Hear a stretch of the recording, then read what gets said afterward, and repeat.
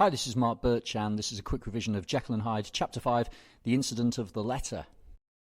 The setting of Jekyll's laboratory is presented as unpleasant, with Utterson's response to it described as a distasteful sense of strangeness, with the consonants of sibilant sounds complementing Utterson's disgust. The lab's personified as gaunt and silent, as if the building itself suffers from the kind of illness that would have been explored in the dissecting room. The semantic field of rubbish is used to convey the lack of care and value ascribed to the building. Stevenson may be foreshadowing the lack of care employed by Jekyll in his selfish scientific pursuits. Jekyll's cabinet, reached through the laboratory, exhibits a similar lack of care, with dusty windows that are barred with iron, symbolising imprisonment. And the motif of imprisonment is used throughout the novella. After the murder of Carew, Hyde is described as being confined to the better part, and in Chapter 10 Jekyll refers to the prison house of my disposition. Jekyll is imprisoned by the desires that are incompatible with a Victorian gentleman, desires that he frees by liberating Hyde.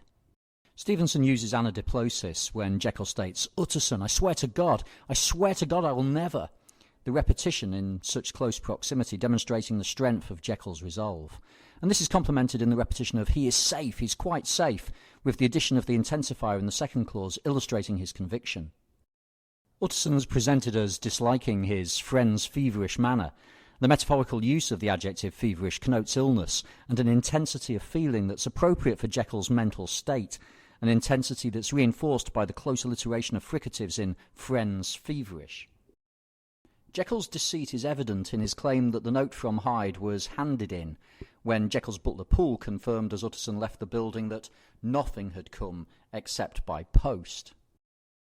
The fear that Jekyll was continuing to be manipulated by Hyde is suggested by Utterson's concern that his friend's good name should be sucked down in the eddy of the scandal, a metaphor that conveys the profound danger of such public shame, given that it's compared to being drowned in a whirlpool.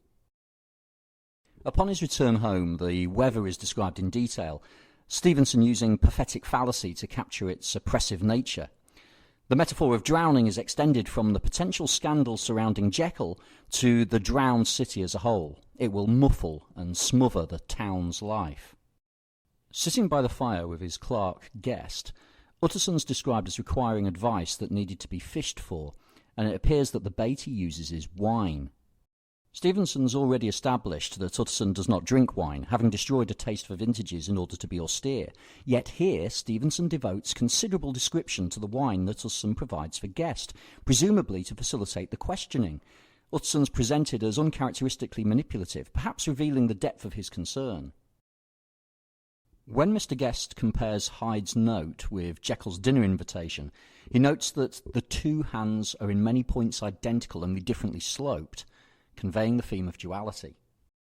The chapter ends with Utterson reaching the conclusion that Jekyll had forged for a murderer, developing the novella's sense of mystery as the reader is forced to consider what would compel someone like Jekyll to do so. Okay, ta.